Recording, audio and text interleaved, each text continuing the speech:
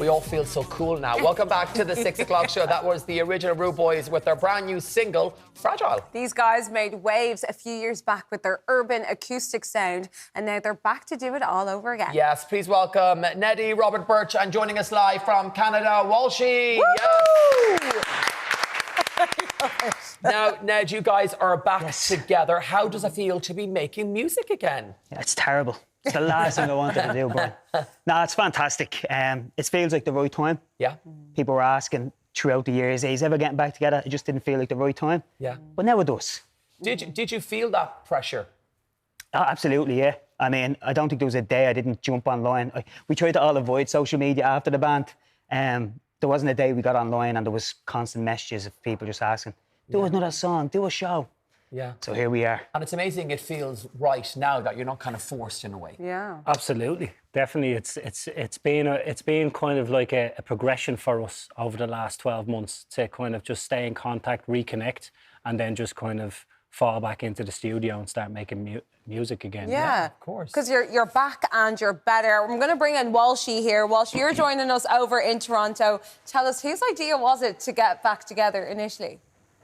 I am indeed in Toronto, yeah, and I give you a proper game show wave, by the way, at the start. I'm going to get stick over that. But I suppose there was no plan, like a lot of things we do with the band. I had been here a long time, and I literally just planned to reconnect with the boys when I was back in Ireland. And I suppose about a week before I came home, we got an email in the inbox asking, would we have any interest in doing a gig? And it's been a long time since we've done it, but when that opportunity comes, it's hard to turn down, you know. And luckily here I am reconnecting with my mates and hopefully reconnecting with a lot of fans, you know. I mean, I think that's what people can see, Rob. Like, you guys are genuinely friends and you were still in contact when this opportunity came about. It was almost like fate. Yeah, that's what I don't believe in coincidences. Like, I believe that everything happens when it's supposed to happen. Once you put yourself in that path and work towards that. So, like you said, we were always in contact, and me and Ned were making music throughout the years at different times, and we kind of just said, well, what do you think of this? And he was home at the time, and the timing was, like he said, he just came home and we were in the studio all together the next day, like, so it was amazing. And Rob, your new single, Fragile, is out now. This is a rather meaningful song for you. Yeah. Can you tell us why that's the case?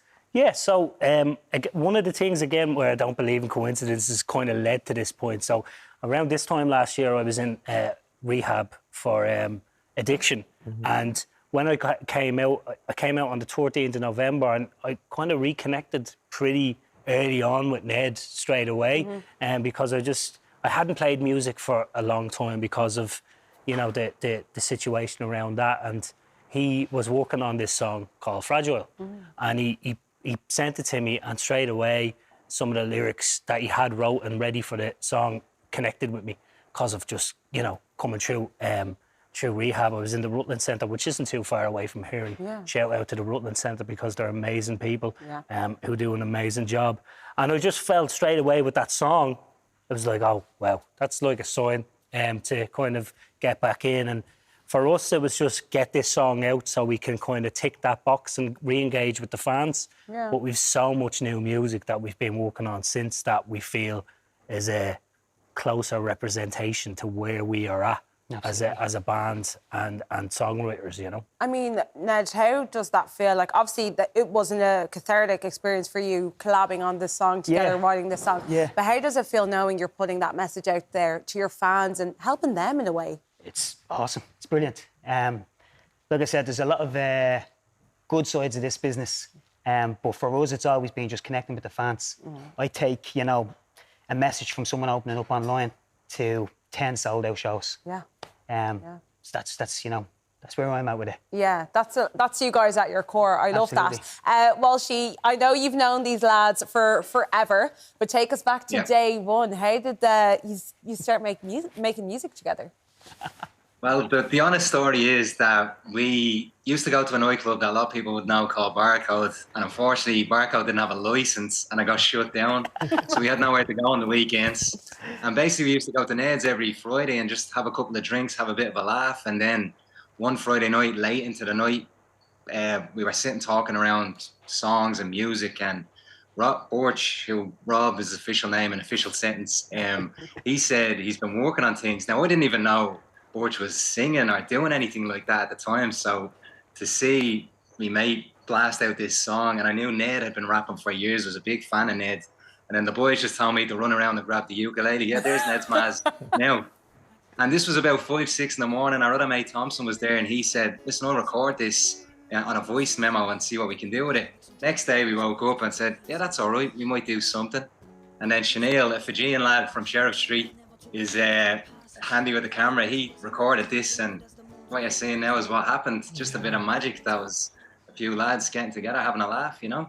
No, amazing how it all started and where it is now. Yeah. Ned, is it true that people didn't want you rapping in your own accent at the start?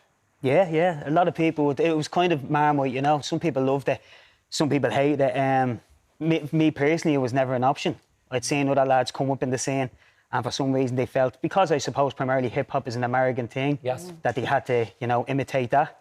But not to get too deep on it, hip hop is about being kind of real to yourself without being sounding too cheesy. So me doing the American accent was never going to cut it. And the Dublin accent is unbelievable. It's fabulous. Some of the biggest bands going nowadays, Fontaine's DC, they do it with their accent. So, you know, trendsetter. But now we need to know, can you do an American accent? No, I don't know about that. Yeah.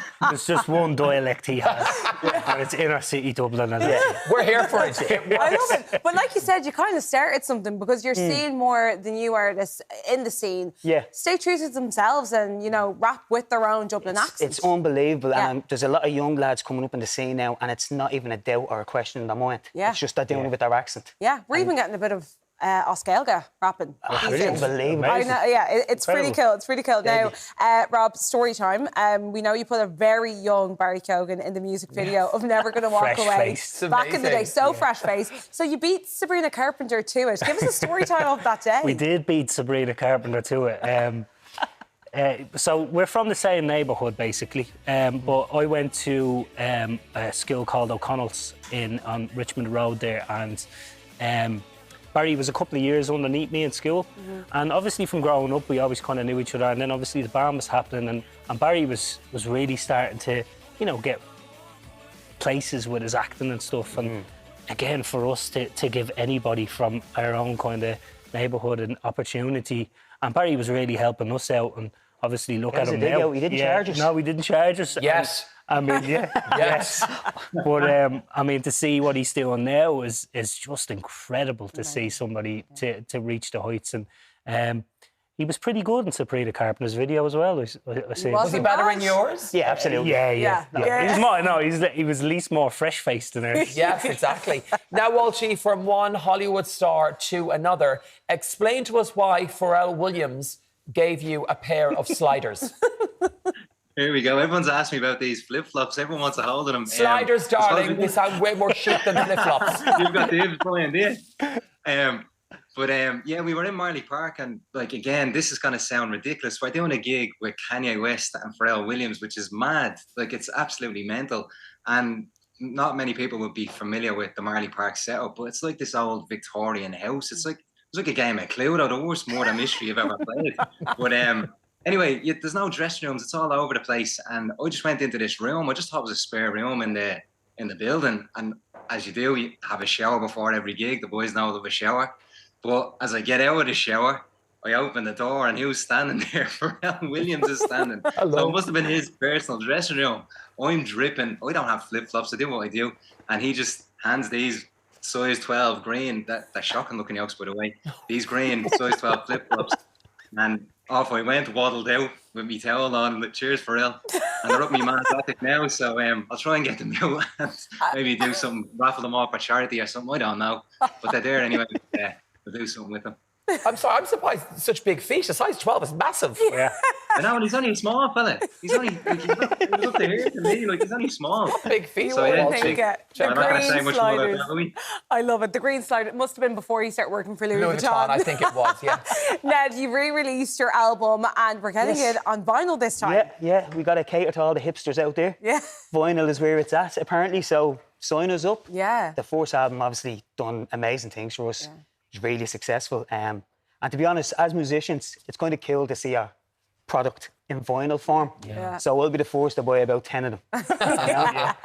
I'm probably the only one to buy 10. No, you won't. And Rob, tell us, this is amazing, what's happening in April next year? Yeah, so again, very grateful, Brian, for being able to come back and make music. But we announced the show, an Olympia theatre show for April, and it went on sale last week, and we were kind of like, whoa, this is getting real now, you know? And thankfully, you know, the fans went and sold it out for us. So we're really grateful for that, and we're really looking forward to that. So that's April 18th, and there will be more shows to follow for sure. But we're just so excited to get back on stage as a band and play the new music and play the old music as well. No, and amazing to hear such success. Give the guys a round of applause. Thank you so much. Amazing. The original Rudeboys' brand new single, Fragile, is available to stream right now. Yes, Neddy and Rob are staying with us, plus our very own consumer hero, Conor Pope, will be here. Join us back here after this short break. Thank you, Walshy. Bye. Thank you.